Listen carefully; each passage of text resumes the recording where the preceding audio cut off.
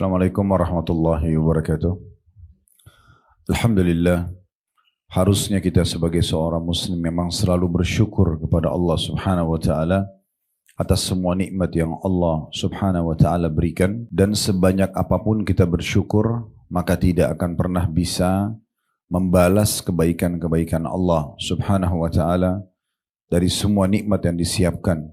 Dimulai dari anggota tubuh kita dengan semua fasilitasnya, mata melihat, telinga mendengar, lidah dan bibir mengecap dan mengucap, tangan menjamah, kaki melangkah, dan semuanya fasilitas yang lainnya dari sistem pencernaan. Kemudian juga selanjutnya di luar tubuh kita, dari oksigen yang gratis, air, dan segala macam hal yang akhirnya membuat roda kehidupan kita bisa berjalan. Dan puncak daripada nikmat itu semuanya adalah Islam dan iman. Karena dengan Islam kita jadi mengenal siapa pencipta alam semesta ini, yaitu Allah yang maha kuat dan maha perkasa. Dan juga dengan Islam kita jadi punya panduan hidup. Tahu mana makanan, minuman, pakaian, pendapatan, pergaulan yang boleh dan tidak boleh.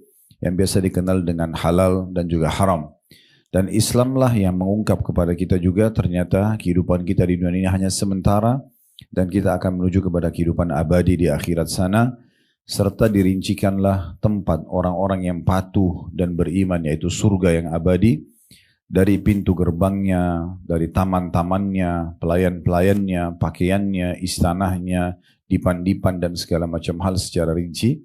Serta juga dijelaskan tentang tempat orang-orang yang membangkang dan kafir, yaitu neraka dengan berbagai macam siksaannya. Makanya Allah Subhanahu wa taala berfirman, "Wa in ta'uddu ni'matallahi la tuhsuha." Kalau kalian mau coba menghitung-hitung nikmat Allah, maka kalian tidak akan mampu.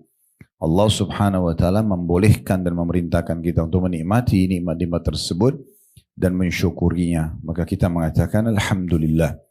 Selanjutnya kita panjatkan salam hormat kita kepada manusia yang paling pantas untuk dihormati dan dijadikan sebagai suri tauladan, penutup para nabi dan rasul. Tidak ada lagi utusan Allah setelahnya, risalahnya risalah yang paling lengkap, dan juga kitab yang dibawa Al-Quran adalah kitab yang paling sempurna. Dialah Nabi besar Muhammad sallallahu alaihi wa ala alihi wa sahbihi wasallam, sebagaimana Allah telah perintahkan kita untuk mengucapkan salam hormat tersebut. Sudah sekian tahun alhamdulillah kita membedah buku kita ini, Riyadhus Shalihin, yang tulis oleh Imam Nawawi rahimahullah. Dan kita terakhir sudah sampai menyelesaikan bab 185. Dan perlu Bapak Ibu garis bawahi, mulai dari bab yang lalu, bab 185 tentang bab keutamaan wudu, sampai nanti bab nomor 215. Itu semuanya berhubungan dengan sholat. Semua berhubungan dengan sholat. Jadi ada banyak sekali bab ya. Itu dari halaman 681 di bab wudu yang sudah kita bahas kemarin, bab ke 185, sampai nanti di halaman 746. Itu semua bahas tentang sholat. Di bab 215 tentang masalah keutamaan siwak. Jadi mulai sekarang ke depan kita akan terus membahas beberapa bab itu ya. Dari 185 sampai 215, puluhan bab ini semua berhubungan dengan masalah sholat. Baik, kita akan masuk insya Allah pada kesempatan ini di bab 186. Setelah membahas pada pertemuan yang lalu tentang wudu dengan berbagai macam keutamaannya, sekarang kita masuk bab 186 tentang keutamaan azan. Awal kisahnya, azan ini belum ada di Mekah. Syariat tentang sholat itu disyariatkan di Mekah setelah kejadian Isra dan Mi'raj. Dan itu di tahun ke-11 dari masa kenabian. Nabi Muhammad SAW tinggal di Mekah setelah dinobatkan jadi Nabi itu 13 tahun. Jadi tahun ke-11 baru terjadi Isra dan Mi'raj dan ada perintah sholat 5 waktu. Setelah itu 3 tahun kemudian hijrah ke Madinah. Nah waktu itu, waktu disyariatkannya sholat pertama kali setelah Isra dan Mi'raj, semuanya 2-2 rakaat. Subuh 2, duhur 2, asar 2, maghrib 2, isya 2. Itu awal dasar sholat. Nanti setelah hijrah ke Madinah, baru kemudian terjadilah perubahan jumlah sholat. Subuh tetap, dasarnya 2, kemudian duhur, asar, dan isya ditambah 2 rakaat, serta maghrib ditambah 1 rakaat. Itulah sebabnya kenapa kita Bapak Ibu sekalian, kalau berdiri dari rakaat kedua ke rakaat yang selanjutnya, biasanya kita takbir lagi. Pernah lihat itu ya? Jadi kita biasanya kalau berdiri dari rakaat kedua ke rakaat ketiga, itu kita mengangkat tangan lagi. Karena memang itu tambahan rakaat. Ya, dari hukum awalnya sholat. Nah begitu juga azan. Azan itu belum ada di Mekah. Nanti di fase Madinah baru ada syariat azan. Awal mulanya Nabi SAW ingin supaya sahabat mencari sebuah benda yang benda itu bisa dijadikan isyarat dan untuk panggilan sholat. Karena biasanya mereka hanya menentukan melalui lihat matahari. Jadi awal fajar itu berarti subuh. Begitu matahari tergelincir, bayangan manusia sudah bisa terlihat, maka masuk duhur. Bayangannya sudah mulai hilang, itu masuk asar. Karena kalau asar itu sore udah nggak berbayang lagi kita kalau berdiri di bawah matahari atau di luar ya, di luar rumah kita. Maghrib tampaknya awan merah. Ya. Isya berarti hilangnya awan merah, selesai, sebatas itu saja. Maka Nabi SAW ingin supaya ada tanda. Bagaimana caranya supaya ada tanda? Nabi suruh semua sahabat untuk mencari kira-kira seperti apa. Ada sahabat yang tadinya mau mengikuti cara orang Yahudi dengan menggunakan trompet. Ada sahabat yang mau menggunakan lonceng seperti orang-orang Nasrani. Waktu mereka lagi sibuk mencari kira-kira benda apa, lalu mereka mau bawa ke hadapan Nabi SAW, maka pada saat itu ada seorang sahabat bernama Abdullah tidur di siang hari, kemudian dia mimpi melihat seseorang yang lewat, kemudian membawa lonceng. Lalu dalam mimpi kan nggak bisa dibuat pertanyaan tersebut spontanitas. Dia lalu bertanya, apakah lonceng itu kau ingin jual? Abdullah bertanya kepada orang tersebut. Lalu orang itu mengatakan, untuk apa? Si Abdullah mengatakan, untuk panggilan sholat kami.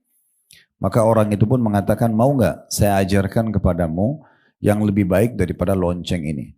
Maka Abdullah pun mengatakan, tentu. Lalu orang itu mengajarkanlah lafaz azan. Diajarkan lafaz azan yang sudah kita tahu, ya, dari Allahu Akbar sampai la ilaha illallah. Lalu kemudian Abdullah bangun lalu melaporkan kepada Nabi SAW, ya Rasulullah, tadi saya mimpi begini. Maka kata Nabi SAW, itu adalah mimpi yang baik. Lalu beliau mengatakan kepada Abdullah, wahai Abdullah, ajarkanlah lafaz-lafaz azan. Azan kan artinya panggilan. Ajarkanlah lafaz-lafaz azan itu kepada Bilal karena dia lebih indah suaranya dari kamu. Maka diajarkanlah kepada Bilal, lalu Bilal mulai menjadi muazzin mulai hari itu atau bermula dari hari itu. Itu terjadi seingat saya di fase Madinah, ya, di fase Madinah setelah hijrah Nabi SAW. Nah, ini awal mulanya ada lafaz azan itu. Kemudian Umar bin Khattab mengatakan, saya pun sempat bermimpi yang sama. Ya, tetapi Abdullah lebih dulu menyampaikan kepada Nabi SAW. Nah, dari kisah ini kita bisa ambil pelajaran bahwasanya azan itu harus dikumandangkan kalau waktu sholat sudah masuk. Dan selama azan terdengar di satu lokasi, dia bisa mewakili lokasi itu. Kayak misalnya di satu kecamatan itu ada satu masjid dan terdengar azannya. Itu sudah cukup azan itu mewakili satu wilayah itu. Jadi yang lain tidak azan pun tidak masalah. Ya. Karena sudah terwakili dengan azan tersebut. Ya. Walaupun setiap musola dan masjid boleh azan. Tidak masalah. Ya. Tapi ini sudah mewakili. Beda dengan iqamah. Kalau iqamah sholat, memang itu dianjurkan dilakukan masing-masing setiap kali orang mau sholat, gitu ya. Tapi kalau azannya sendiri, itu seperti tadi hukumnya. Kemudian yang kedua diambil pelajaran juga dari kisah ini, bahwasanya yang menjadi muazzin harus suaranya bagus, lantang.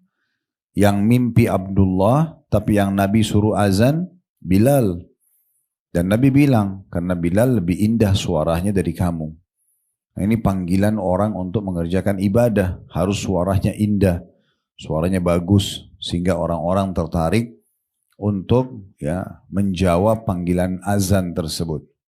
Nah, saking besarnya keutamaan azan, sampai kita diperintahkan dalam hadis Nabi SAW, kalau dengarkan muazzin, ucapkan seperti yang diucapkan oleh muazzin. Kecuali pada lafaz hayya 'alas shalah dan hayya 'alal falah, maka kita dianjurkan mengucapkan la haula wala quwata illa billah. Tetapi Allahu Akbar, muadzin bilang, kita juga bilang Allahu Akbar. Dia syahadat asyhadu an la ilaha illallah, asyhadu anna Muhammadar Rasulullah, kita juga mengatakan asyhadu an la ilaha illallah. Tentu 2 kali, kemudian baru asyhadu anna Muhammadar Rasulullah juga 2 kali, gitu kan? Nah, nanti setelah dia pindah hayya 'alas shalah, baru kita mengatakan la haula wala quwata illa billah. Hayya 'alal falah juga sama. Lalu Allahu Akbar, la ilaha illallah, kita ikuti juga muazzin.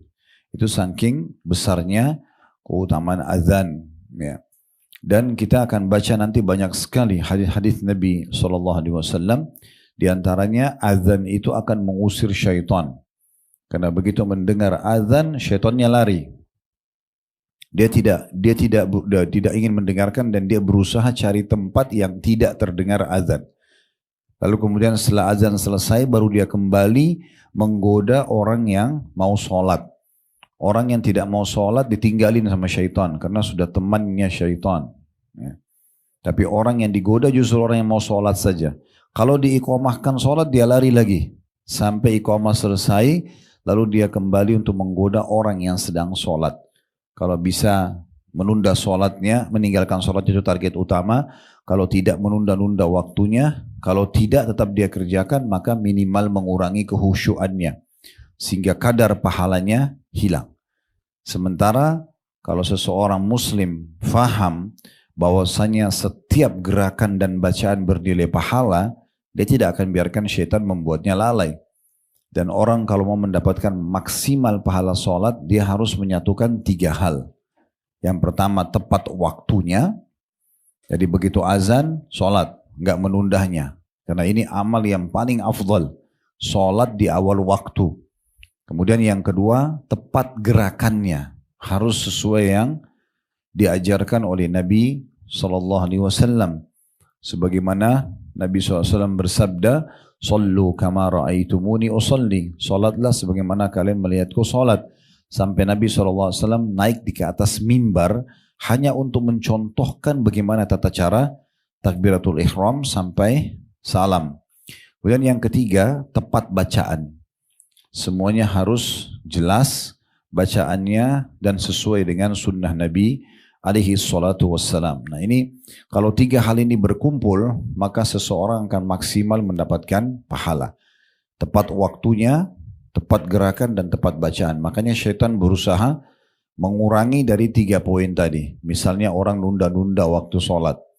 Jadi akan beda sekali pahalanya seseorang begitu azan, apalagi kalau dia berjamaah. Imam Allahu Akbar, dia juga Allahu Akbar, dengan orang yang datang imam sudah waladhdallin. Beda pahalanya. Karena orang yang datang pada saat imam baca waladhdallin, itu berarti sudah kehilangan doa iftitah dan juga awal-awal surah Al-Fatihah. Beda dengan orang yang masbuk 1 rakaat. Beda dengan orang yang masbuk 2 rakaat. Beda orang yang datang sudah sebelum salam. Beda orang yang tidak dapat jemaah pertama. Dia cuma jemaah kedua. Semua itu akan diterima oleh Allah SWT tergantung kadar keikhlasannya, tetapi dia kekurangan pahala. Ya, beda dengan orang yang tepat waktu. Kemudian juga begitu dengan gerakan, harus betul-betul sesuai yang diajarkan Nabi SAW. Bagaimana jari-jari jemari itu harus rapat semuanya, menghadap ke kiblat, kemudian sejajar dengan pundak atau kuping. Kemudian menegakkan ruas tulang belakang dan membuka mata melihat tempat sujud. Lalu mulai dengan Allahu Akbar, mempertemukan antara punggung telapak kanan dalam dengan punggung telapak kanan kiri, luar. Jadi seperti ini. Atau mempertemukan dengan antara pergelangan kanan dengan pergelangan kiri. Seperti ini. Jadi dua cara, bisa di punggungnya atau bisa di pergelangannya. Kemudian diletakkan di awal dada. Kemudian mulai membaca dengan sangat tenang, bacaan-bacaan. Ini poin yang ketiga, tepat bacaannya. Dengan sangat tenang membacanya.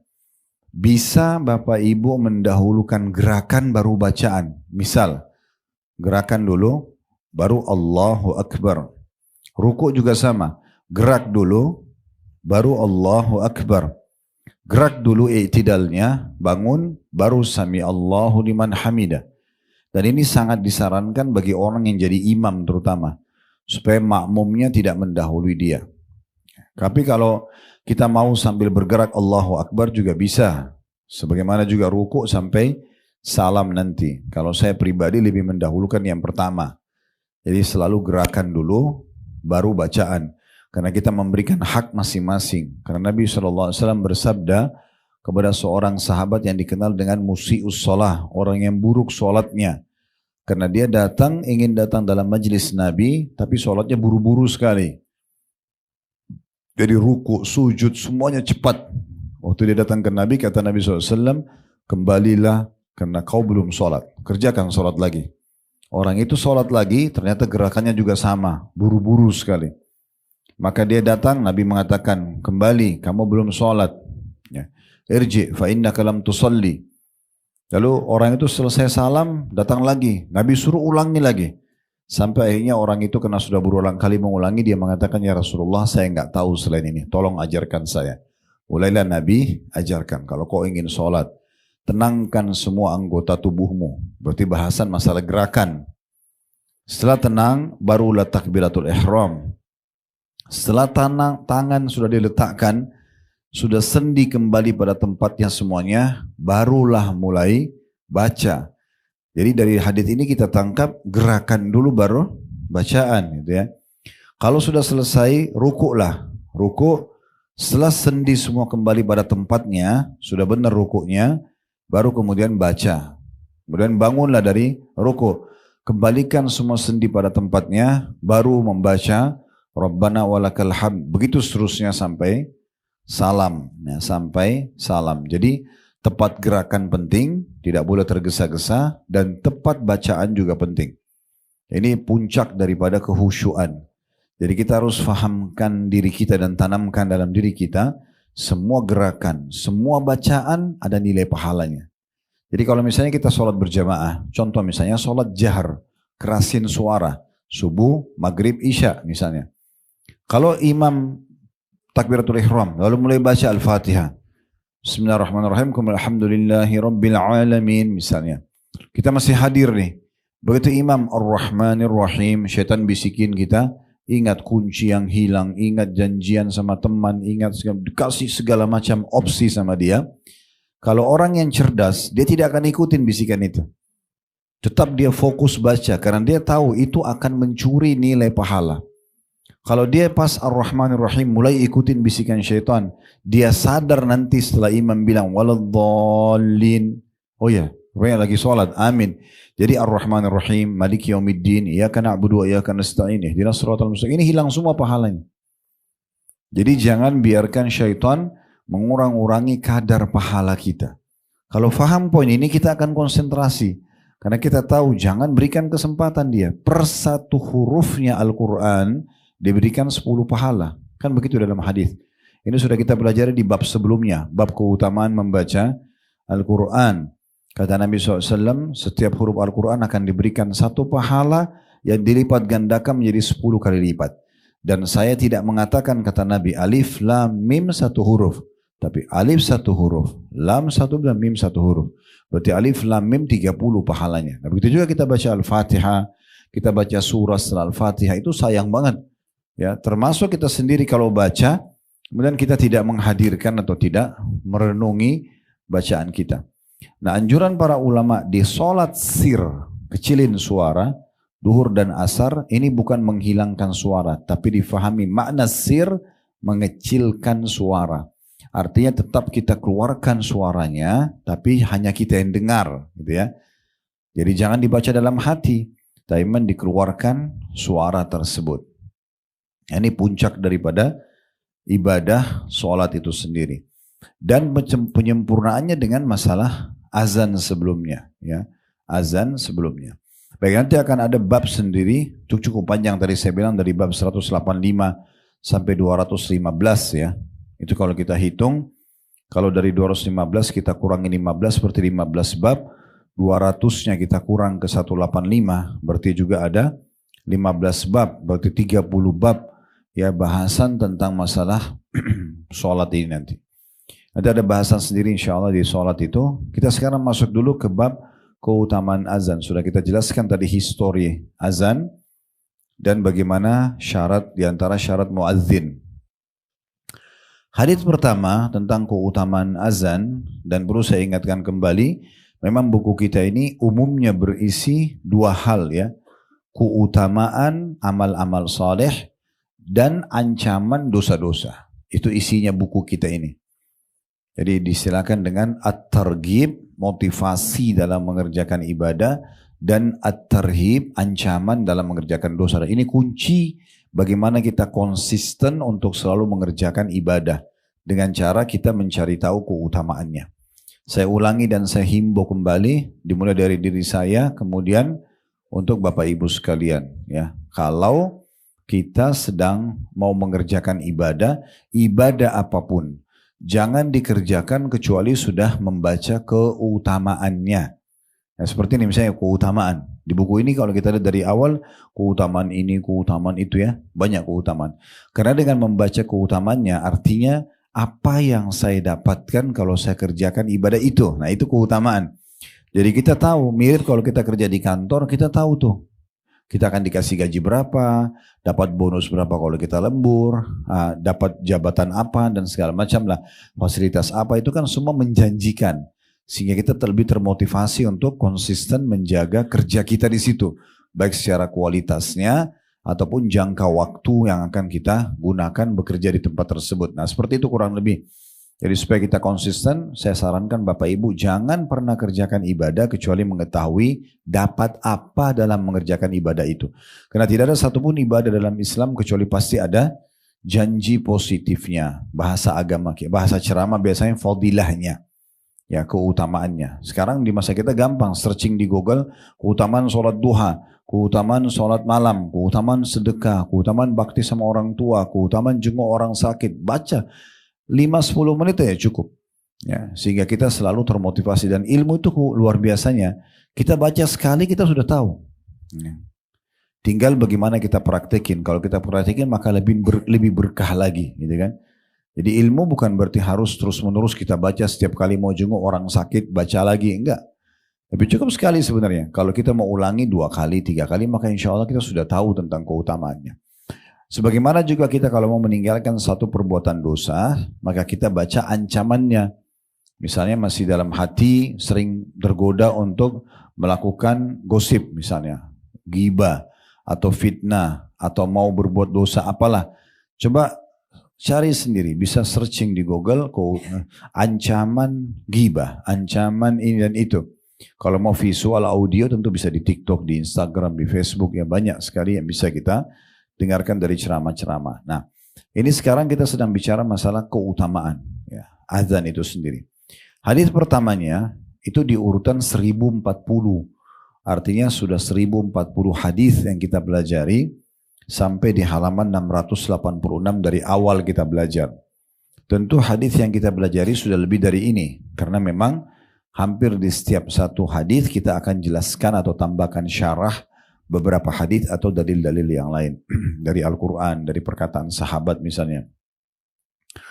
Hadis nomor 1040 dari awal belajar ini berbunyi dari Abu Hurairah radhiyallahu anhu bahwa Rasulullah sallallahu alaihi wasallam bersabda, "La ya'lamun nasu ma fi nida'i was-saffil awwal, thumma lam yajidu illa an yastahimu alaihi lastahamu alaihi, walau ya'lamuna ma fi at-tahjiri lastabaqu ilaihi."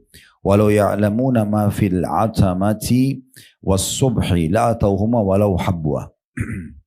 Seandainya orang-orang mengetahui keutamaan atau apa yang akan didapatkan yang ada pada azan dan shaf pertama. Kemudian mereka tidak bisa mendapatkannya kecuali mereka mengundi atau dengan mengundi satu sama yang lain, niscaya mereka akan mengundi untuk mendapatkannya. Seandainya mereka mengetahui keutamaan di balik mendatangi sholat lebih awal waktunya, ya, tentu mereka akan berlomba memperebutkannya. Dan seandainya mereka mengetahui keutamaan yang ada pada sholat isya dan subuh, tentu mereka akan mendatangi keduanya meskipun dengan merangkak. Muttafaqun alaih, di sebelahnya ditulis, itu artinya diriwayatkan oleh Bukhari dan Muslim. Muttafaqun alaih disepakati, ya, oleh atau telah disepakati hadis ini. Biasanya kalau tertulis muttafaqun alaih berarti Bukhari dan Muslim. Itu ditulis al-istiham artinya mengundi, sementara at-tahjir artinya mendatangi sholat berjamaah lebih awal. Baik, sekarang kita masuk seperti biasa mengorek mutiara-mutiara ilmu dari hadis ini. Yang pertama, adanya motivasi dari hadis ini untuk mengejar keutamaan azan. Ini jadi saksi bahasan kita. Ini mengandung dua makna. Keutamaan menjadi muazzin itu sendiri dan keutamaan menjawab azan dengan mengucapkan apa yang diucapkan lafaz oleh muazzin dan segera mengerjakan sholat. Atau kalau kita mau jadikan 3 bagian bisa juga, ya. Jadi dari keutamaan pertama ini atau faedah pertama dari hadis, keutamaan azan. Yang dimaksud dengan kalau seandainya manusia mengetahui apa yang disiapkan dari balasan azan, ini mengandung 3 makna. Keutamaan menjadi muazzin, keutamaan menjawab lafaz azan yang diucapkan muazzin, dan yang ketiga keutamaan langsung mengerjakan sholat. Karena kan muazzin memanggil hayya 'alas shalah, ayo kerjakan sholat. Setelahnya langsung hayya 'alal falah, ayo menuju mendapatkan kemenangan atau keberuntungan. Berarti habis sholat, kalau kerjakan dapat keberuntungan. Nah seperti itulah. Baik, di sini yang pertama tadi adalah menjadi muazzin. Nanti akan kita baca hadis setelah ini nomor 1041 tentang keutamaan muazzin. Bagaimana mereka akan memiliki leher yang paling tinggi pada hari kiamat. Nanti akan kita jelaskan maknanya. Dan juga keutamaan muazzin itu sendiri, semua orang yang sholat karena azan yang dia kumandangkan, dia akan panen pahalanya. Dalam sholat, kalau Bapak Ibu sholat sendiri, berarti Bapak Ibu dapat pahala sendiri. Kalau Bapak Ibu mengajak orang lain, kalau bahasa saya supaya mudah difahami, Bapak Ibu marketingkan. Ibadah ini perlu dimarketingkan. Ajak orang lain sholat, ajak orang lain sedekah, ajak orang lain haji dan umrah, ajak orang lain jenguk orang sakit, ajak semua. Ya, misalnya di grup kita, di media kita, di status kita, bisa kita ajak mereka. Ya. Sehingga kalau ada yang ikut, misal kita ajak 10 orang sholat. 10-10-nya semua ikut. Misal contoh, kita mendapatkan 10 pahala. Angka 10 ini tanda kutip cuma sebagai contoh. Kita dapat 10 pahala, 10 orang teman yang kita ajak, masing-masing mendapatkan 10-10 juga. Jadi maksudnya 10 semuanya. Tetapi karena kita yang mengajak 10 orang itu, Allah memberikan kita nilai pahala mereka tanpa dipotong dari pahala mereka. Artinya 10 orang itu kalau 10 kali 10 itu berarti 100. Berarti kita karena mengajak kita dapat 110 pahala. Kita sendiri 10, pahala 10 orang teman yang kita ajak kita juga dapat pahalanya. Nah itu pentingnya untuk mengajak orang pada kebaikan. Yang itu. Itu bisa bermakna seperti itu, ya. Kemudian imam itu akan panen pahala makmumnya. Karena dia mengimami sholat. Dan muazzin panen pahala semuanya. Baik itu imamnya, baik itu makmumnya. Karena dia yang memanggil. Karena dia yang memanggil. Ini keutamaan yang sangat besar. Jadi faedah pertama dari hadis adalah keutamaan azan. Keutamaan azan. Karena kata Nabi SAW, kalau seandainya manusia tahu apa yang dijanjikan di azan. Nah, saya sudah bilang tadi, di azan ini berarti bisa jadi muazzin, ini yang tadi sudah kita jelaskan, atau menjawab lafaz azan. Nanti insya Allah mungkin ada hadisnya ya, yang kata Nabi SAW, kalau kalian dengarkan azan atau muazzin mengumandangkan azan, ikuti. atau sebutkan apa yang dia ucapkan. Ya, tadi sudah kita jelaskan di pembukaan kita, kecuali dalam hayya 'alas shalah, hayya 'alal falah kita mengatakan la haula wala quwata illa billah.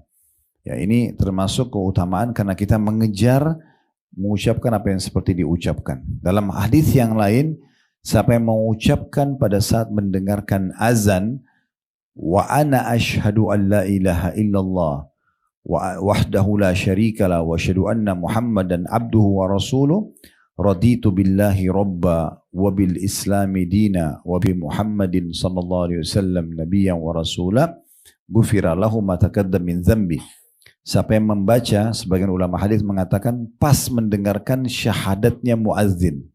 Saya muazzin bilang asyhadu an la ilaha illallah, atau pada saat muazzin mengatakan asyhadu anna Muhammad Rasulullah, Bapak Ibu juga bilang wa ana asyhadu, dan saya pun ikut bersaksi. La ilaha illallah wa asyhadu anna Muhammad Rasulullah. Saya bersaksi tidak ada Tuhan yang berhak disembah kecuali Allah, bahwa saya Muhammad juga adalah utusan Allah. Raditu billahi robba, aku ridha Allah sebagai Tuhan, wabil Islami dan Islam sebagai agamaku, wabil Muhammadin nabiyyan wa rasul, dan Muhammad sebagai nabi dan utusan Allah, maka dibersihkan dosa-dosanya yang telah lalu. Dan itu. Ini termasuk keutamaan tersendiri, ya. Jadi menjawab muadzin. Begitu juga yang ketiga adalah segera mengerjakan sholat.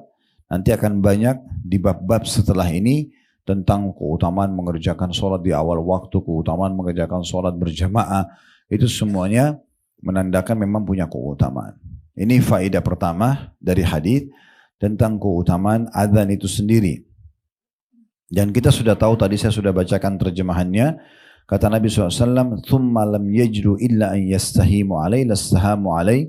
Kalau mereka tidak bisa dapatkan itu kecuali mereka saling mengundi, maka mereka akan melakukannya. Untuk menjadi muazzin atau menjawab lafaz azan atau langsung segera mengerjakan sholat. Nah gitu ya. Jadi saking besarnya yang dijanjikan keutamanya sampai kalau mereka kalau tahu itu pasti mereka akan saling mengundi. Ya. Sampai sebagian ada yang mengatakan, sebagian ulama ada yang mengatakan, andai saja ada orang yang mendahului aku dalam sholat atau saf, dan aku tidak bisa menyainginya kecuali menyerahkan seluruh hartaku di dunia ini, aku akan berikan kepada dia untuk mengejar apa yang sudah dia dapat. Ya. Kemudian faedah kedua dari hadis tentang keutamaan saf pertama. Jadi ini lebih kepada laki-laki, ya.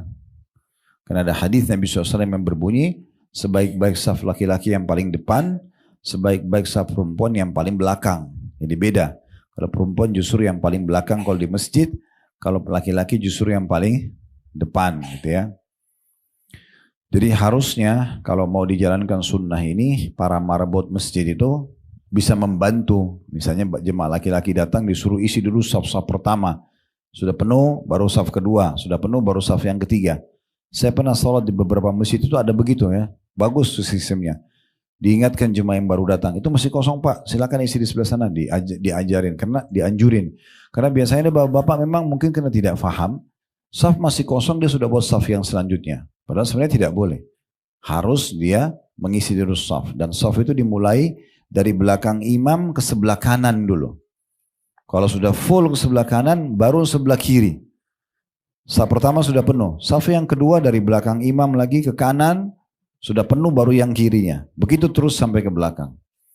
Kalau perempuan justru berbeda. Ya, saya pernah tahu juga di satu masjid yang besar di Jakarta, mereka juga punya sistem itu.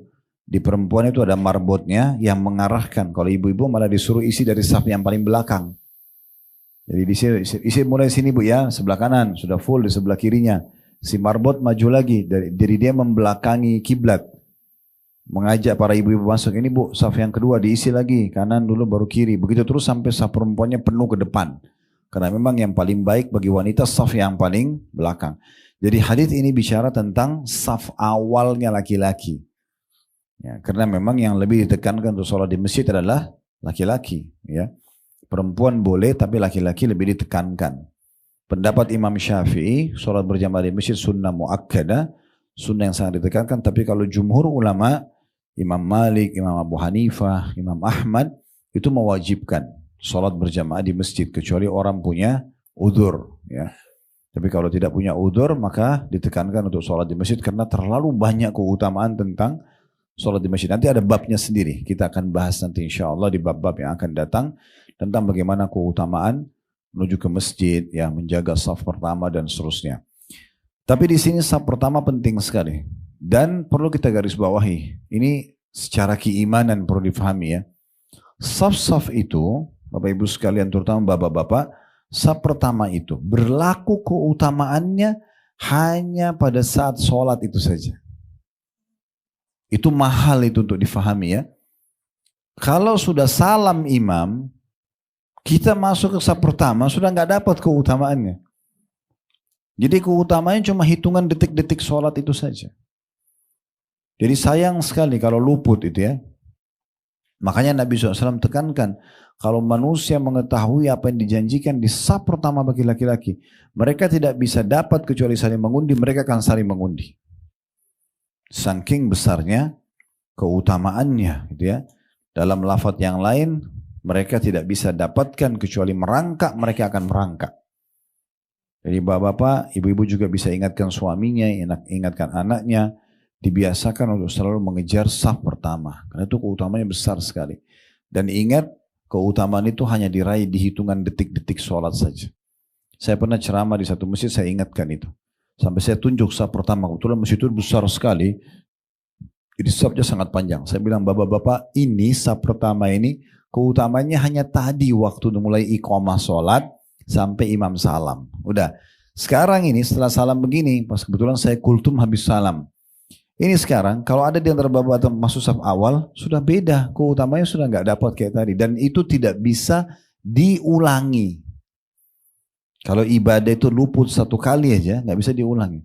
Akan tercatat abadi seperti itu. Misalnya ada orang tidak masuk di saf pertama. Beda kalau dia punya udzur ya. Tapi kalau tidak punya udzur misalnya, dia sengaja tunda-tunda, udah azan dengar nanti aja deh. Nanti aja akhirnya sampai dapat di saf belakang. Nah ini dia rugi dan dia tidak bisa. Misalnya dia sudah dengar nih keutamanya kayak sekarang. Dia nggak bisa bilang sama imam, misalnya imam kembali dulu ke takbiratul ihram pertama atau suruh jemaah bubar supaya dia bisa masuk saf pertama, nggak bisa. Orang semua bersaing. Ya, ini mirip sekaligus saya ingatkan tentang masalah haji dan umroh. Ya, kadang-kadang ditanya kenapa nggak pergi? Mekah ramai sekali. Terus mau nunggu kosong buat Anda. Kapan ini? Orang semua berlomba-lomba ngejar pahalanya. Nggak mungkin. Mimpi itu mau dapat Mekah kosong gitu ya. Kan nggak mungkin. Jadi memang kita harus masuk bersaing di situ.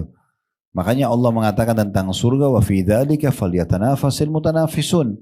Pada surga itu dan keutamanya disitulah harusnya orang berlomba-lomba. Memang bersaing dalam kebaikan. Dan seorang salaf mengatakan, kalau kamu bisa agar tidak ada orang yang menyaingimu dalam urusan akhirat, lakukanlah. Harusnya kau yang terbaik di situ. Dan sebagian di antara mereka juga mengatakan, termasuk amal yang paling luar biasa yang Allah cintai adalah kamu selalu hadir sebagai orang pertama di perintah Allah. Ada panggilan sholat, langsung paling pertama kerjakan.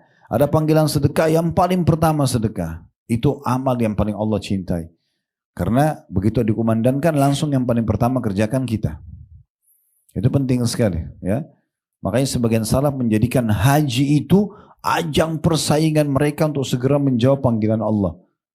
Bukan malah mereka tunda-tunda. Ingat, innamal a'malu binniyat. Siapa yang haji dan umrah lalu bilang, sudahlah, saya kan sudah umrah sama haji, sudah cukup. Udah, Allah kasih cukup betul. Dia niatnya begitu. Tapi kalau dia bilang, insya Allah mudah-mudahan saya ulangi lagi tahun depan. Dikasih sama Allah itu. Karena niatnya begitu. Insya Allah saya tiap tahun haji. Allah bisa kasih. Tapi kalau dia memang maunya cuma satu kali ya sudah. Allah kasih satu kali. Gitu kan. Karena dia cukupkan dengan begitu. Makanya kata Nabi SAW, la tuhsi fayuhsillahu alaiki. Jangan hitung-hitung sama Allah. Allah juga hitung-hitung dengan kamu. Seakan-akan membatasi. Sudahlah. Saya kan sudah sholat malam minggu depan aja. Ya udah minggu depan benar. Seminggu tuh tidur terus dia. Dan memang dia maunya begitu. Contohnya. Nah seperti itu kurang lebih. Sedekah, udahlah sedekah ini aja. Tadi kan saya sudah kasih orang miskin. Yang kedua ini nggak usah, yang ketiga nggak usah. Ya sudah, Allah juga mudahkan dia dapat pahalanya yang pertama saja. Jadi memang kita boleh tamak dengan rahmat Allah ya. Kita selalu mau lebih baik, lebih sempurna, lebih banyak, itu bagus. Tamak terhadap rahmat Allah subhanahu wa ta'ala. Ini faedah kedua tentang keutamaan saf awal ya. Dan juga pentingnya kita menyambung saf ya. Jadi kalau Bapak Ibu masuk dalam saf solat berjamaah, ada yang kosong isi. Ya, sampai kata Nabi SAW, siapa yang menyambung saf, Allah akan menyambung hubungan dengannya. Dan siapa yang memutus saf, Allah akan memutus hubungan dengannya. Kalau sudah tahu, alhamdulillah. Kalau belum tahu, Bapak Ibu boleh melangkah dalam sholat, tidak membatalkan sholat untuk mengisi saf yang kosong. Jadi misalnya kita lagi sholat di saf kedua, ada orang di saf pertama batal uduknya misalnya, dia pergi, keluar, kan dia harus uduk. Kita melangkah tuh masuk ngisi gantikan dia. Itu boleh.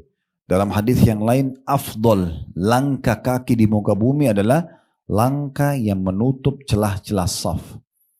Jadi masuk di situ, ya, mengisinya.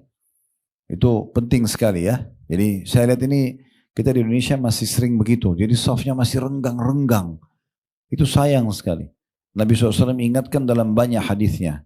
Tutupi, rapatkan saf-saf kalian. Jangan biarkan syaitan masuk di antaranya. Karena aku melihat syaitan masuk di antara saf-saf itu seperti anak domba nyelip di domba-domba yang dewasa. Domba biasa kan bulunya tebal. Jadi walaupun dia dempet, seakan-akan dempet badan, padahal sebenarnya bulunya. Jadi kakinya masih berjarak. Nabi larang seperti itu. Harusnya kakinya rapat. Sampai sebagian sahabat mengatakan, kami di masa Nabi alaihi salatu wassalam kalau diiqamahkan sholat, maka tumit kami bertemu, sehingga membuat betis kami bertemu, dan membuat pundak kami pun bertemu. Sehingga rapat sekali. Itu harus dijaga dari rakaat pertama sampai rakaat terakhir. Kemudian faedah ketiga, tentang bolehnya seorang muslim bersaing dalam kebaikan-kebaikan. Boleh bersaing dalam kebaikan.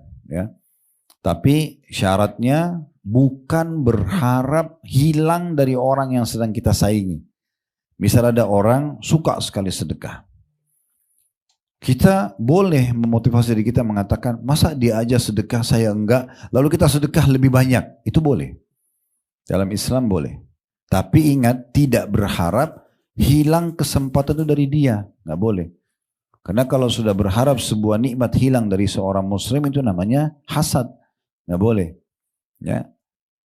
Jadi kalau ada orang banyak bangun masjid, kita juga ingin seperti dia. Walaupun kita nggak punya kemampuan harta, maka kita mengatakan misalnya, ya Allah kalau seandainya kau berikan aku kesempatan seperti dia, aku akan buat seperti dia. Maka ini bisa sama pahalanya. Saya kasih sebuah tips sederhana. Ibu dan bapak sekalian kalau melewatin proyek-proyek kebaikan, masjid misalnya. Contoh tadi dari rumah ke sini. Berapa banyak masjid Bapak Ibu lewatin?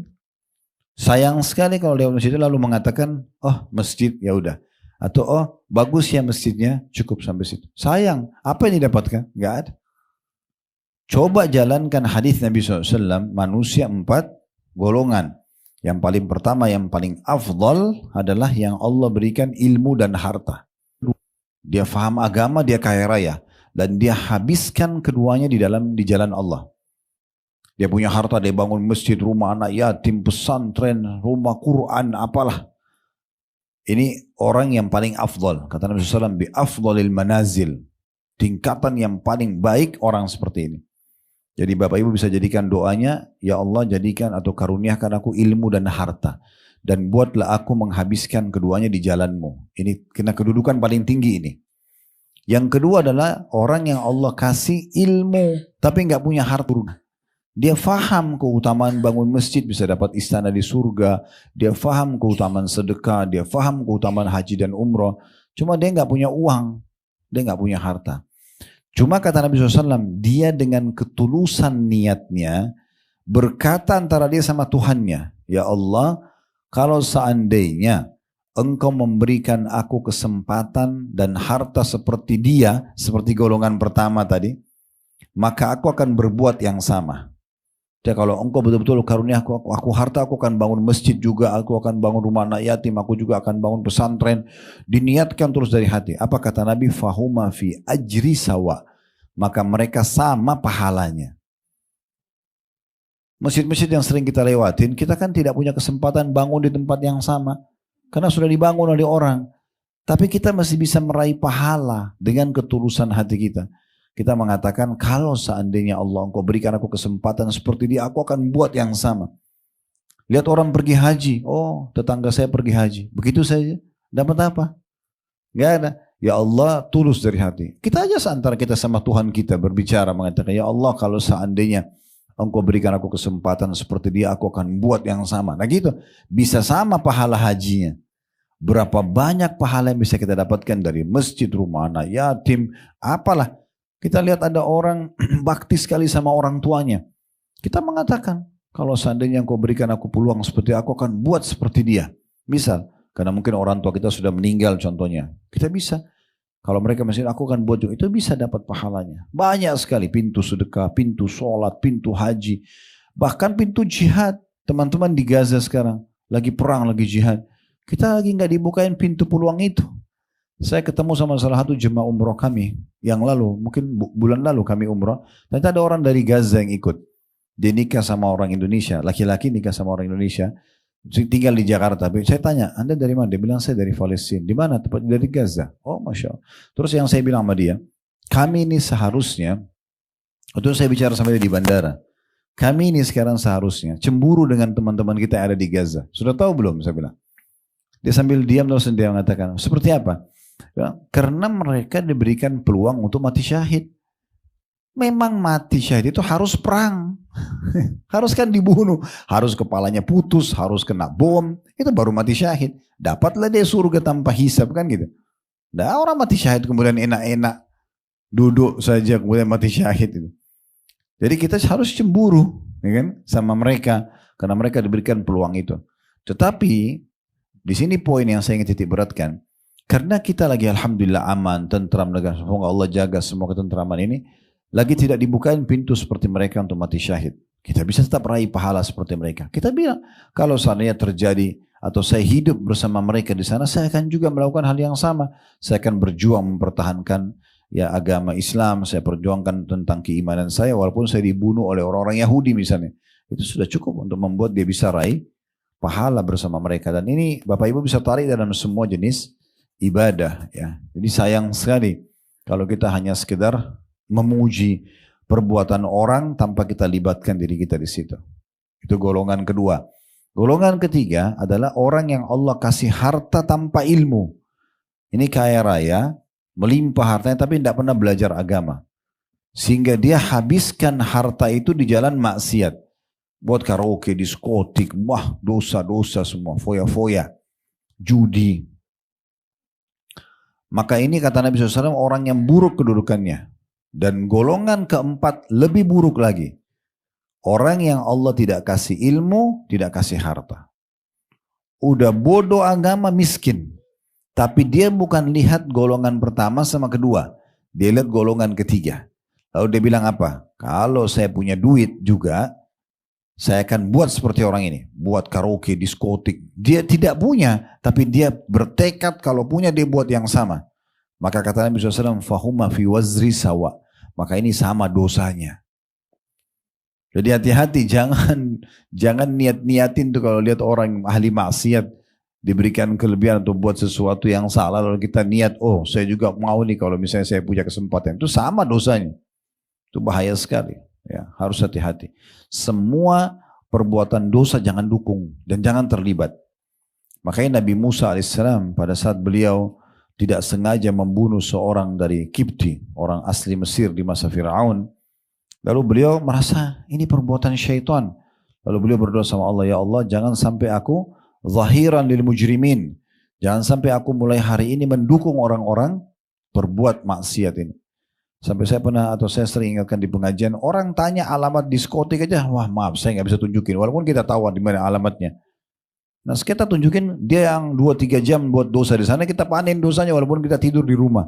Ini untuk apa? Ada orang subhanallah begitu. Dia jadi pendukung terhadap dosa teman-temannya. Dia berzina atau dia tidak berzina, lalu dia ajar temannya. Begini loh caranya. Diajarin cara berzina, masuk hotel, kalau perlu dia bayarin. Ini kebodohan luar biasa. Jadi selama temannya faham caranya, dia akan panen dosanya. Ini bahaya sekali. Jadi jangan menjadi pendukung terhadap keburukan, tapi dukung justru kebaikan-kebaikan walaupun hanya dengan niat kita. Walaupun hanya dengan niatnya. Tentu tidak cukup niat kalau kita punya kemampuan. Misalnya Bapak Ibu punya kemampuan haji, udah saya niat aja deh. Itu nggak bisa juga. Niat tadi itu terjadi kalau kita memang nggak punya kesempatan. Lalu kita lihat orang sedang mengerjakannya, kita niat supaya bisa diberikan seperti itu. Ini pelajaran ketiga tentang pentingnya seorang muslim bersaing dalam amal-amal saleh dan sebaliknya jangan masuk dan bersaing dalam kemaksiatan. Pelajaran keempat tentang keutamaan sholat di awal waktu. Itu tadi diistilahkan dalam hadits dengan tahjir. Kalau manusia mengetahui, di situ terjemahnya gitu ya, keutamaan di balik mendatangi sholat lebih awal, tentu mereka akan berlomba memperebutkannya. Tadi sudah saya kasih gambaran, sholat di awal waktu.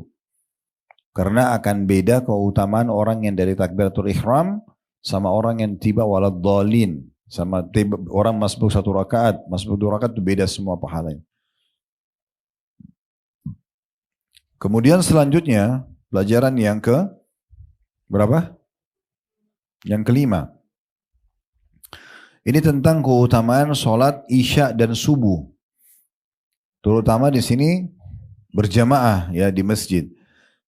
Kalaupun orang di rumah misalnya ibu-ibu, terutama karena ibu-ibu sholatnya di rumah, tetap kerjakan di awal waktu. 2 sholat ini mempunyai keutamaan khusus. Ya. Tentu dari 5 waktu sholat itu, khilaf di antara ulama mana yang paling afdal. Tapi kalau saya pilih pendapat yang paling banyak, itu yang paling afdal sholat asar dulu. Sholat asar yang paling afdal. Karena Allah berfirman, Hafidhu ala sholawati wa sholatil usta wa qumu lillahi qanitin. Jagalah sholat-sholat kalian, terutama sholat pertengahan. Ya. Dan berdirilah kepada Allah dalam kondisi khusyuk. Nah, sholat pertengahan pendapat yang paling kuat adalah sholat asar. Antara subuh sama duhur itu dianggap sholat pagi, dan maghrib dan isya dianggap sholat malam. Jadi asar tengah-tengah. Dan kata Nabi SAW, siapa yang ketinggalan sholat asar, maka seakan-akan dia miliki dunia dan hilang semua dari dia. Karena besarnya keutamaan sholat asar. Baru datang yang kedua, subuh sama isya. Baru kemudian yang ketiga, datang duhur dan maghrib. Tentu semua punya keutamaan. Tapi dari sholat-sholat ini Allah berikan lagi keutamaan ekstra satu sama yang lain. Ya sebagaimana Allah muliakan tanah haram Mekah dan Madinah dibandingkan tanah-tanah lain di muka bumi. Kan gitu. Sebagaimana Allah pilih dari kalangan malaikat ada Jibril, Mikail, Israfil, pemimpin mereka. Pada jumlah malaikat miliaran. Sebagaimana Allah pilih 124 ribu nabi dari kalangan manusia miliaran jumlahnya. Dikerucutkan lagi ada 313 rasul. Sebagaimana Allah pilih hari Jumat dibandingkan lebih daripada hari yang lain. Allah pilih Ramadan lebih mulia daripada bulan-bulan yang lain walaupun semua punya keutamaan kan gitu. Nah seperti itu kurang lebih. Nah dalam hadits ini disebutkan tentang keutamaan subuh dan isya. Dan ini ulama mengatakan kenapa disebutkan ini secara khusus? Karena ini sholat yang paling berat bagi orang munafik. Ya. Karena mereka paling suka kalau malam, kalau bukan maksiat tidur. Ya. Kemudian subuh juga sama, masih nyambung kan? Dua-duanya masih dianggap kayak waktu tidur, makanya kita bisa bangun masih ngantuk, ya. Itu waktu tidur. Tapi di situ adalah diuji keimanan manusia yang beriman kepada Allah Subhanahu Wa Taala. Di sini kata Nabi SAW, seandainya mereka mengetahui keutamaan yang ada pada sholat isya dan subuh, tentu mereka akan mendatangi keduanya meskipun merangkak. Meskipun merangkak, ya. Nanti insya Allah akan ada di bab keutamaan sholat nanti. Itu disebutkan khusus ya. Sholat subuh dan sholat asar. Bisa Bapak Ibu lihat di bab 188. Di halaman 691. Nanti akan kita bahas itu insya Allah. Itu ada keutamaan hadits-hadits nanti disebutkan ya. Tentang masalah keutamaan sholat ini. Terutama subuh tentunya ya. Insya Allah disebutkan. Baik, ini hadis yang pertama. Kita pindah hadis kedua dalam bab kita dan di sini ada hadis sampai 1048 dimulai dari 1040. Berarti ada kurang lebih 8 buah hadis dalam bab kita ya. Baik, hadis nomor 1041 berbunyi dari Muawiyah radhiyallahu anhu, beliau berkata, saya mendengar Rasulullah sallallahu alaihi wasallam bersabda, al-muadzinuna atwalun nasi a'naqan yaumal qiyamah. Para muadzin adalah manusia yang paling panjang lehernya pada hari kiamat. Diriwayatkan oleh Imam Muslim ya. Di sini ada footnote ya 683. Kata Imam Nawawi rahimahullah, penulis buku ini, saya mengatakan mereka menafsirinya secara majaz. Tapi menurut saya tidak ada masalah bila ditafsiri secara hakiki. Majaz maksudnya kayak kiasan. Tapi beliau mengatakan hakiki. Ini apa adanya. Kita bisa maknakan juga memang mereka, Allah tinggikan leher mereka supaya dikenal oleh orang-orang pada hari kiamat. Bahkan itu merupakan hukum asal dan hal itu merupakan satu keistimewaan yang diberikan oleh Allah kepada para muadzin yang ikhlas yang mengikuti sunnah. Ini yang saya baca footnote nomor 683 di bawah ya, yang kecil itu. Lihat nggak? Ya, nah itu saya lagi baca itu soalnya keterangan tentang apa yang dimaksud dengan panjang lehernya. Nah dari hadits ini diambil pelajaran satu saja, keutamaan para muadzin. Ya. Tentu yang disebutkan tentang keutamanya di akhirat. Kalau di dunia sudah saya sebutkan tadi ya. Dia akan panen pahala semua orang yang menjawab azannya. Baik itu dengan lafaz atau dengan segera mengerjakan sholat. Tapi di akhirat mereka akan dimuliakan di mahsyar nanti dengan ditinggikan lehernya. Yang majaz tadi, yang kiasan itu cukup banyak pendapat. Ada yang mengatakan yang dimaksud adalah paling terhormat hari kiamat, ada yang mengatakan berarti paling banyak amalnya dan segala macam hal ditafsirkan ya atau dimaknai. Ada juga yang mengatakan seperti Imam Nawawi yang mengatakan secara hakiki memang Allah tinggikan mereka sehingga lebih dilihat dari orang-orang lain supaya orang tahu oh ini muadzin khusus ya, bukan berarti mereka jadi jelek, tidak usah dibayangkan secara fisiknya apa lehernya menjadi panjang seperti apa, bukan seperti itu. Karena bisa bermakna Allah lebih tinggikan badannya daripada orang lain kan gitu. Nah, seperti itu maksudnya. Baik, hadis yang ketiga dalam bab kita dan ini urutan 1042 dari awal belajar berbunyi dari Abdullah bin Abdurrahman bin Abu Sa'sa'ah bahwa Abu Sa'id Al-Khudri radhiyallahu anhu berkata kepadanya, Inni araka tuhibbul ghanama wal badiyah fa idza kunta fi ghanamik aw badiyatik fa'adzanta lis-shalah farfa' sautaka bin nida fa innahu la yasma'u mada sautil mu'adzini jinnun wala insun wala syai'un illa syahida lahu yaumal qiyamah. Qala Abu Sa'id sami'tuhu min Rasulillah sallallahu alaihi wasallam.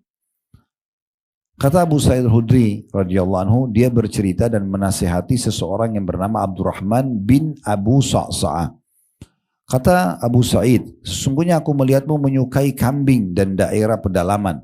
Maksudnya si Abdurrahman bin Abu Sa'sa'ah ini suka gembala kambing. Ya, kamu suka menjauh dari orang. Gembala kambing biasanya ke gurun pasir, ke tanah lapang yang luas dan umumnya tidak ada orang di sana.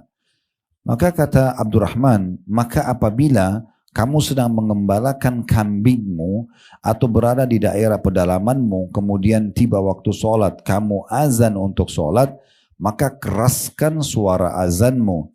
Karena tidak ada jin, manusia, dan segala sesuatu yang mendengar suara orang yang mengumandangkan azan, melainkan ia akan bersaksi untuknya pada hari kiamat. Kata Abu Sa'id Al-Khudri radhiyallahu anhu, saya mendengarkannya langsung dari Rasulullah sallallahu alaihi wasallam. Hadis diriwayatkan oleh Bukhari. Dari hadis ini kita ambil pelajaran tentang keutamaan Abu Sa'id Al-Khudri radhiyallahu anhu karena beliau yang menceritakan kepada kita kronologis hadis ini. Yang sudah kita sampaikan di kelas hadis kita ini. Dari awal kita belajar kalau ada seseorang sahabat yang menjadi penyebab diceritakan atau menceritakan kronologis hadis, maka kita mengatakan itu punya keutamaan khusus ya. Kemudian pelajaran yang kedua, pentingnya seseorang mengajarkan ilmu yang dia faham walaupun misalnya cuma sedikit. Sebagaimana sabda Nabi SAW, "Ballighu anni walau ayat." Ajarkan dariku walaupun sebuah ayat. Misalnya Bapak Ibu faham tentang hadis ini, keutamaan azan misalnya. Contoh punya buku, bisa difoto, bisa dicatat, bisa di searching, ya, bisa juga di share setelah itu ya, dibagikan kepada teman-teman di grup WA, di medsos kita, di status kita, ya. Siapa tahu ada satu dua orang yang nyantol dan mengamalkan sehingga kita bisa panen pahalanya gitu ya. Di sini Abu Sa'id Al-Khudri radhiyallahu anhu melihat Abdurrahman bin Abu Sa'sa'a, dia seorang pengembala kambing dan lebih suka kehidupan di padang pasir. Memang subhanallah ada orang yang Allah tanamkan begitu ya. Kami pernah ke Jordan waktu itu, jalan cukup jauh dari Petra menuju ke Amman, mungkin 4 jam naik bus. Selama perjalanan itu cukup banyak padang pasir di kiri kanan perjalanan. Itu rupanya ada orang-orang Badui, mereka pakai tenda-tenda. Ya, berbicaralah orang Jordan yang kebetulan dia di tour leader di bus. Terus saya tanya, ini siapa?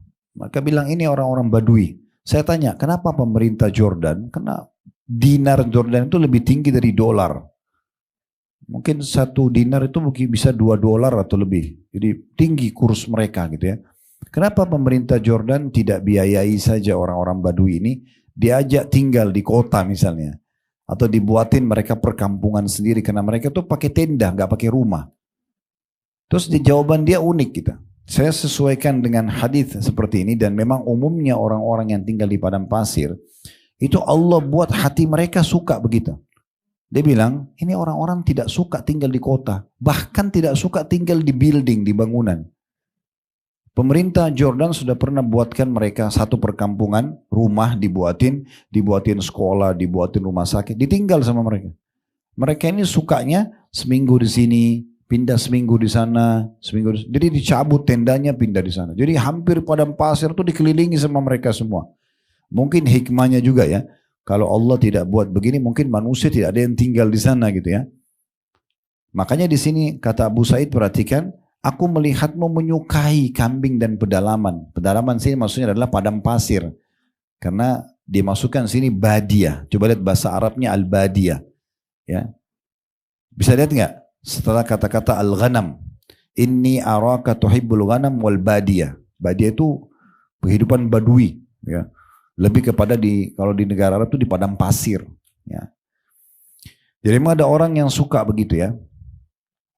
Baik, kita ambil pelajaran tadi yang pertama, kedua kamu sudah Khudri. Yang kedua, pentingnya seseorang menyampaikan apa yang dia ketahui. Di sini Abdurrahman, si Abu Sa'id lihat Abdurrahman ini orang suka tinggal di padang pasir. Nah mumpung orang ini ketemu, orang ini biasanya hilang nih. Pindah sana, pindah sini, kayak tadi saya, itu ciri khasnya mereka gitu ya. Mumpung ketemu, kayaknya saya lihat kamu ini suka sekali tinggal di pedalaman, di padang pasir, bawa gembala dombaan kamu. Maka dia ingin titip pesan supaya dapat pahala. Maka di sini Abu Sa'id titipkan pesan. Kalau kau sedang gembala dombamu di padang lapang, tiba waktu sholat, kamu azan, kerasin suaramu. Karena semua yang dengar suaramu, jin, manusia, atau apapun akan jadi saksi untukmu hari kiamat. Di sini yang kita ambil pelajaran bagaimana jelinya Abu Sa'id untuk segera meraih pahala dari orang itu. Saya Bapak Ibu ketemu sama satu orang di pengajian begini, mungkin belum pernah ketemu sebelumnya, atau kebetulan dia datang dari luar kota, sekali ikut nanti dia akan pergi. Kenapa kita nggak kesempatan menyampaikan sebuah pesan buat dia? Pesan apa saja, misalnya, oh ya, buku yang kita bahas ini loh, misal, Riyadhus Shalihin, mau foto nggak? Atau saya kirimin fotonya ya, mungkin dia beli bukunya, mungkin dia buat pengajian nanti di kotanya, dia panggil satu ustadz, dibedalah buku itu, ribuan hadis, kita panen pahalanya. Hanya karena kita tawarin dia sesuatu, kan tidak ada sesuatu yang sulit di situ. Coba tawarin apapun gitu. Atau kita mengajarkan kepada orang yang kita ketahui. Ya gitu. Ini pelajaran penting juga yang diambil gitu ya. Ini pelajaran yang kedua yang bisa diambil. Pelajaran yang ketiga, pentingnya seseorang menghidupkan azan pada saat tiba waktu sholat. Walaupun azan tadi saya bilang sudah bisa terwakili dari azan yang ada, ya. Tapi boleh juga orang kalau mau azan, karena dalam hadits ini disebutkan kalau kita azan di sebuah tempat nanti akan saksi, jadi saksi. Walaupun muadzin umumnya laki-laki, laki-laki. Jadi insya Allah kalau ada hukum-hukum khusus laki-laki, maka perempuan bisa mendapatkan pahala dari kegiatan yang lain. Misalnya ibu dukung suaminya, ibu dukung anak laki-lakinya, saudaranya gitu ya. Tidak harus desak-desakan dengan sebuah amal yang memang seakan-akan Nabi tekankan untuk laki-laki. Karena azan ini memang laki-laki, perempuan tidak boleh azan gitu ya. Contohnya. Ini pelajaran yang ketiga yang bisa diambil untuk menghidupkan azan. Karena wasiat Abu Sa'id, kalau kau tiba waktu sholat, azan lah. Betul, karena itu laki-laki. Dan keraskan suaramu. Berarti salah satu poin yang perlu digarisbawahi, mengeraskan suara pada saat azan. Nah syukurnya di masa kita sekarang sudah ada mikrofon ya, pengeras suara sehingga kita lebih gampang gitu ya. Nah seperti itulah. Kemudian yang keempat pelajarannya adalah keutamaan orang yang suara azannya didengarkan atau diperdengarkan. Karena semua yang dengar suaranya dari jin, manusia, kita tidak tahu jin berapa banyak yang lewat di situ mendengarin azan. Apalagi kalau pakai mikrofon kedengar di mana-mana. Manusia juga dengar. Dan di sini dikatakan luar biasa uniknya. Dan segala sesuatu yang mendengar suara orang, apapun itu, akan menjadi saksi pada hari kiamat. Artinya akan memberikan saksian, betul ya Allah, orang ini telah mengumandangkan azan. Ya. Kemudian kita masuk hadis terakhir kita mungkin ya pada kesempatan ini. Oke, saya bacakan hadis nomor 1043 ya.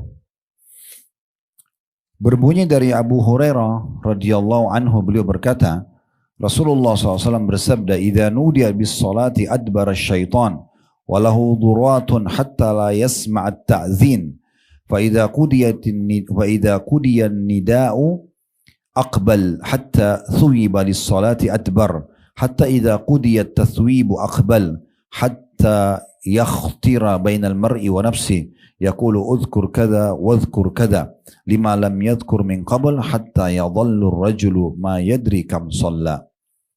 Kata Nabi SAW, apabila azan solat dikumandangkan, syaitan lari menjauh sambil mengeluarkan kentut hingga dia tidak mendengarkan azan. Ini maaf memang terjemahnya begitu ya. Jika azan telah usai, maka dia datang lagi hingga apabila iqamah solat dikumandangkan, dia lari lagi. Dan apabila iqamah selesai, maka dia datang lagi hingga ia membisikkan sesuatu pada diri seseorang, maksudnya yang sedang solat. Ia berkata, ingatlah ini dan ingatlah itu, yaitu sesuatu yang dia tidak ingat sebelumnya, hingga orang itu tidak mengetahui sudah berapa rakaat dia sholat. Hadis diriwayatkan oleh Bukhari dan juga Muslim. Dari hadis ini kita mengambil pelajaran bahwasanya yang pertama, adanya keutamaan azan yang membuat syaitan lari pada saat mendengarkannya. Artinya berarti di antara azan dikumandangkan dari mulai Allahu Akbar sampai la ilaha illallah, itu syaitan kosong itu. Lari semuanya. Kecuali qarin. Qarin itu pendamping kita. Karena memang Allah mengizinkan dia untuk mendampingi manusia dan menggodanya sebagai ujian. Dia membisikkan. Tapi selain ini semuanya lari dengan mendengarkan azan itu sendiri. Ya. Sampai digambarkan, maaf ini mengeluarkan angin ya. Ini biasanya orang seperti ini keadaannya lari karena ketakutan. Biasanya begitu. Ya, digambarkan seperti ini karena dia lari dalam kondisi ketakutan. Berarti kemungkinan besar memang bukan hanya sekedar takut dengan azan, tapi mungkin ada ancaman bagi dia. Mungkin dia kebakar, mungkin dia tersiksa. Kita nggak tahu apa yang Allah ancamkan kepada mereka. Tapi yang jelas larinya dengan mengeluarkan angin berarti kena ketakutan. Ya. Ada sesuatu di situ. Nah itu pelajaran pertama yang bisa diambil. Artinya syaitan akan lari. Kemudian pelajaran kedua, syaitannya akan kembali setelah azan selesai. Artinya dia segera kembali ya untuk menggoda lagi orang-orang. Tetapi yang digoda di sini adalah orang yang mau sholat. Dia akan fokus kepada orang yang mau sholat. Ya. Supaya jangan sholat. Kalau bisa meninggalkan itu target utama. Kalau nggak bisa meninggalkan minimal menunda-nunda. Nanti aja deh, sebentar aja deh, setengah jam lagi. Nah gitu-gitu. Itu juga dari syaitan. Karena akan kehilangan keutamaan sholat di awal waktu sebagaimana kita jelaskan tadi ya. Kemudian yang ketiga, keutamaan iqamah. Karena dengan iqamah syaitannya lari lagi. Tapi dia akan kembali setelah iqamah selesai. Dan perhatikan kenapa saya bilang tadi, dia hanya menggoda atau fokus menggoda orang yang sholat. Karena di sini Nabi SAW sebutkan, kalau iqamah selesai, maka dia segera hadir dan membisikkan kepada orang yang mau sholat. Ingatlah ini, ingatlah itu. Sampai dia lupa berapa jumlah rakaatnya. Nah, sudah kita bilang tadi, kiatnya sederhana kalau mau supaya tidak tergoda kan gitu. Bagaimana kita fahami bahwasanya keutamaan yang kita dapatkan, pahala yang kita dapatkan termasuk sempurnanya gerakan dan bacaan. Jadi jangan kita biarkan syaitan mencuri itu. Selalu kalau ada bisikan kita tepis saja. Semua yang mengajak kita untuk menghayal itu dari syaitan. Dan saya selalu sarankan tinggalkan persepsi yang selalu mengatakan syaitannya kuat nih. Kuat dari mana? Kalau syaitan kuat Bapak Ibu sekalian kira-kira masih bisa duduk belajar gini? Masih bisa sholat? Masih bisa tutup aurat? Nggak bakal bisa, syaitan itu jahat. Allah mengatakan innahu aduwwun lakum fattakhidhu adwa. Mereka itu musuh nyata kalian, jadikan musuh-musuh kalian. Tapi Allah mengatakan inna kaida syaitani kana dhaifa. Syaitan itu sangat lemah. Ya, jadi mereka lemah. Mereka cuma bisikan, lalu kemudian ya mereka akan bisa tertolak dengan kita tidak mengikuti bisikannya. Kita sudah bacakan ya, seingat saya pertemuan lalu kalau tidak salah kita sempat baca surah Ibrahim, surah nomor 14 ayat 22 yang khutbahnya iblis. Ya. Iblis itu berkhutbah nanti di neraka di hari kiamat. Bisa dilihat dalam surah Ibrahim surah 14 ayat 22. Bagaimana nanti dia akan mengatakan sesungguhnya Allah memerintahkan kalian dengan perintah yang benar, janji yang benar. Tapi saya menjanjikan kalian yang palsu saya pungkiri, ya. Dan saya tidak buat apa-apa kecuali hanya membisikkan kalian, tapi kalian mengikuti saya. Jangan salahkan saya, salahkan diri kalian sendiri. Saya tidak bisa tolong kalian, kalian tidak bisa tolong saya, gitu kan? Jadi memang ini pernyataan syaitan yang menandakan memang dia cuma bisa membisikkan, nggak lebih daripada itu. Nah, ini termasuk bagian pelajaran yang bisa diambil, ya. Bahwasanya yang membuat juga ini pelajaran terakhir yang keempat, bahwasanya semua kelalaian dalam sholat datangnya dari syaitan. Semua kelalaian dalam sholat datangnya dari syaitan. Baik, ini nanggung ya hadisnya saya selesaikan. Kemudian hadis nomor 1044 dari Abdullah bin Amr bin As radhiyallahu anhuma bahwa beliau mendengar Rasulullah SAW bersabda, "Idza sami'tumun nida faqulu mithla ma yaqul, thumma sallu alayya fa inna man shalla alayya salatan sallallahu alaihi biha 10, thumma salullaha liyal wasilah fa innaha manzilatun fil jannati la tanbaghi illa li 'abdi min ibadillah wa arju an akuna anahu faman sa'ala liyal wasilata hallat lahu syafa'ah." Apabila kalian mendengarkan azan, maka ucapkanlah seperti yang diucapkan oleh muadzin. Kemudian bersalawatlah kepadaku. Karena sungguhnya barang siapa yang bersalawat kepadaku 1 kali, maka Allah akan membalasnya 10 kali. Kemudian mintalah kepada Allah al-wasilah untukku. Sesungguhnya ia adalah satu kedudukan di surga yang tidak patut, melainkan untuk seorang hamba dari hamba-hamba Allah. Dan aku berharap akulah orangnya. Dan barang siapa yang meminta wasilah untukku, maka dia mendapatkan syafaatku. Hadis diriwayatkan oleh Muslim. Hadis ini ya, dikuatkan dengan hadis nomor ya 1045 sama 1046. Saya sekaligus bacakan karena ini semakna. Hadis nomor 1045 dari Abu Sa'id Al-Khudri radhiyallahu anhu bahwa Rasulullah SAW bersabda, "Idza sami'tumun nida faqulu kama yaqulul muadzin." Apabila kalian mendengarkan azan maka ucapkanlah seperti yang diucapkan oleh muadzin. Hadis muttafaqun alaih. Semakna kan? Ya, semakna dengan hadis sebelumnya. Karena Nabi juga bilang di hadis nomor 1044, kalau kalian dengarkan muadzin ucapkan seperti yang diucapkan. Nah, sementara 1046 ini adalah lafaz doa yang dibaca selepas azan. Berbunyi dari Jabir radhiyallahu anhu bahwa Rasulullah SAW bersabda, "Man qala hina yasma'un nida, Allahumma rabb hadhihi ad-da'wati at-tamma was-salati al-qa'imah, ati Muhammadanil wasilata." Nah, ini tadi kan di hadis nomor 1044 kita disuruh minta wasilah untuk Nabi, ya. ati Muhammadanil wasilata wal fadila wa ba'athu maqaman mahmudan alladhi wa'adta halat lahu syafa'ati yaumal qiyamah.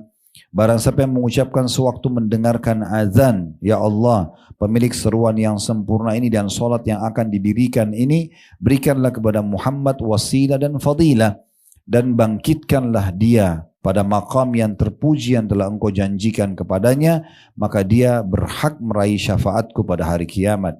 Diriwayatkan oleh Al-Bukhari.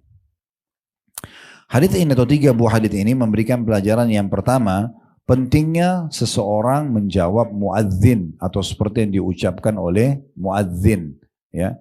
Allahu Akbar, kita juga bilang Allahu Akbar, Allahu Akbar. Jadi makanya kalau lagi azan, Bapak Ibu kalau lagi di kendaraan pun usahakan tetap nyalakan radionya. Biasanya ada yang azannya online, ya. Langsung kan, misalnya dari masjid mana gitu ya. Dia kayak live gitu ya. Dia live, bukan radio putaran siaran radio ya.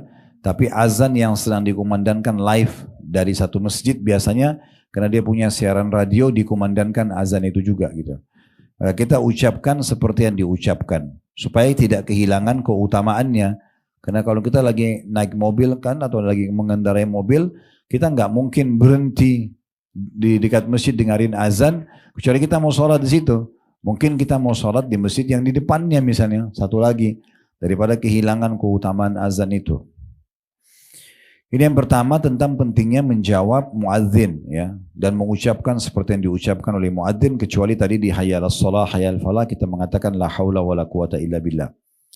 Kemudian pelajaran yang kedua tentang perintah untuk membaca salawat kepada Nabi SAW setelah dengarkan azan. Jadi setelah kita bilang Allahu Akbar, la ilaha illallah, lalu kita membaca Allahumma salli ala Muhammadin wa ala ali Muhammadin kama sallaita ala Ibrahim wa ala ali Ibrahim innaka Hamidum Majid, dan dibaca di tahiyat sampai akhir ya. Wa barik ala Muhammadin wa ala ali Muhammad kama barakta ala Ibrahim wa ala ali Ibrahim innaka Hamidum Majid. Itu dikatakan salawat, dan ini ulama hampir semua sepakat mengatakan ini salawat yang paling afdal, dikenal dengan salawat Ibrahim.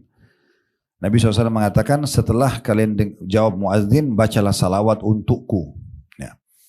Kemudian pelajaran di sini dikatakan, dan di sini keutamanya siapa yang baca 1 kali salawat Allah akan balasnya dengan 10 ya balasan. Kemudian yang pelajaran ketiga, pentingnya untuk meminta al-wasilah buat Nabi.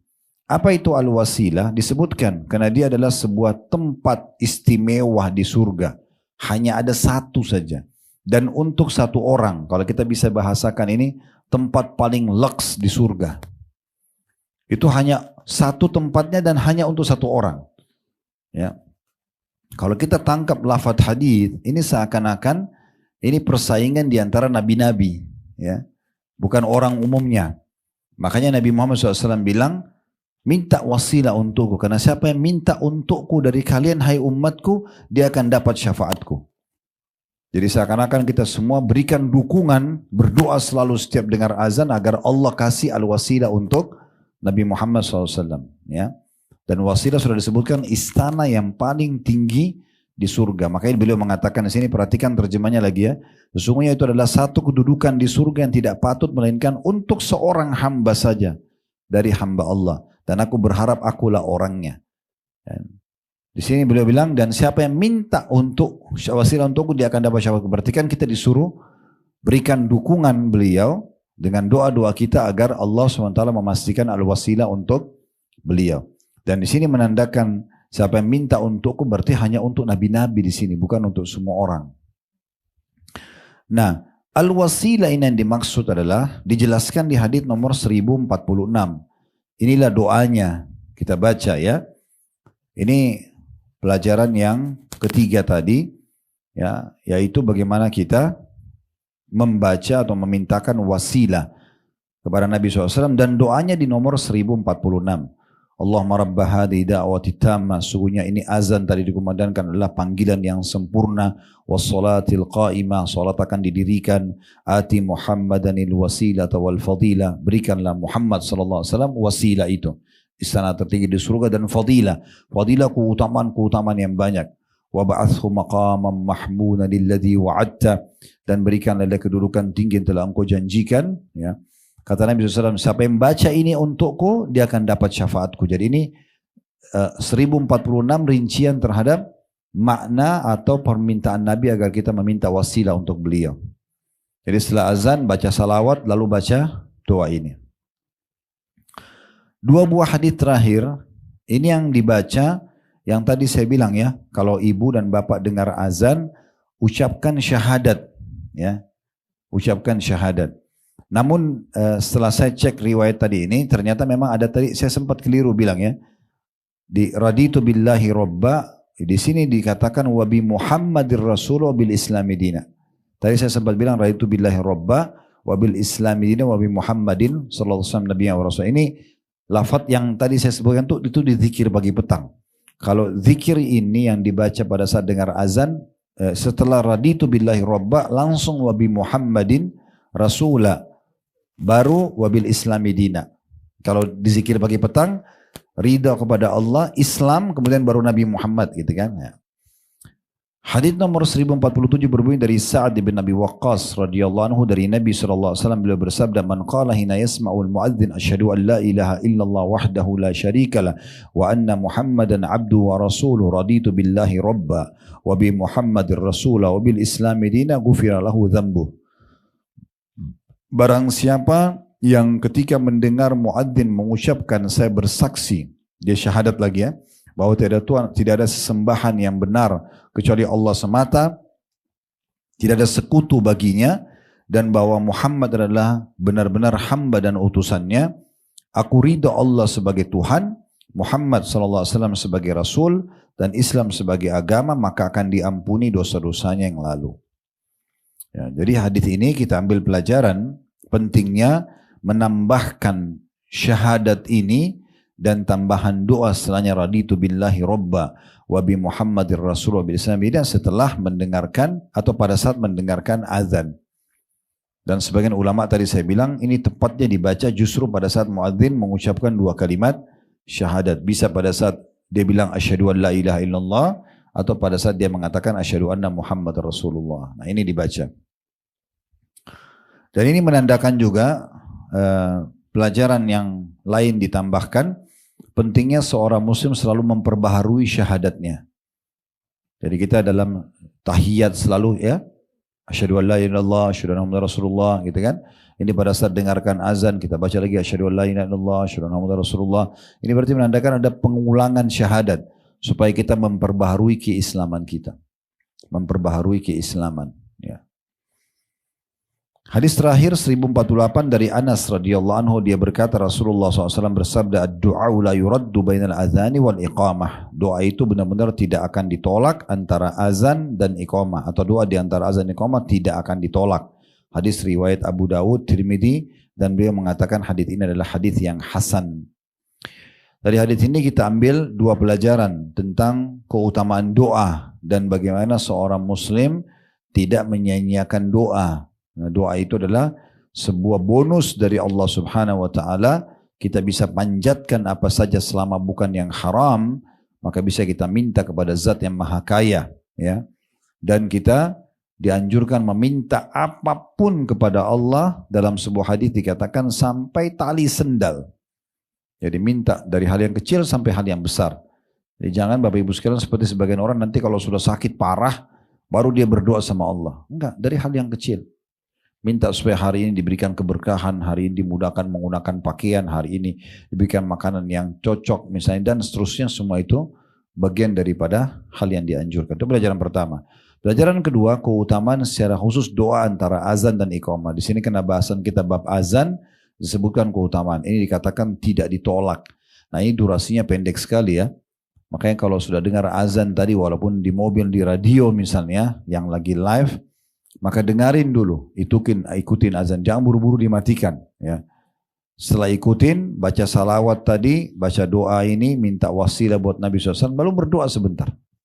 Berdoa, minta apa? Rabbana atina fid dunya hasanah, minta kebahagiaan dunia akhirat, diterima amal soleh, dimaafkan dosa, ditutupi kesalahan, apa saja berdoa, maksimalkan ya. Doakan diri kita, doakan pasangan kita, buat anak-anak, semuanya kebaikan-kebaikan. Ini adalah poin yang sangat baik. Baik, kedepannya insya Allah kita akan masuk bab 187 tentang bab keutamaan sholat. Ini yang saya bilang ya, yang masalah sholat dan seterusnya sampai nanti bab nomor 215.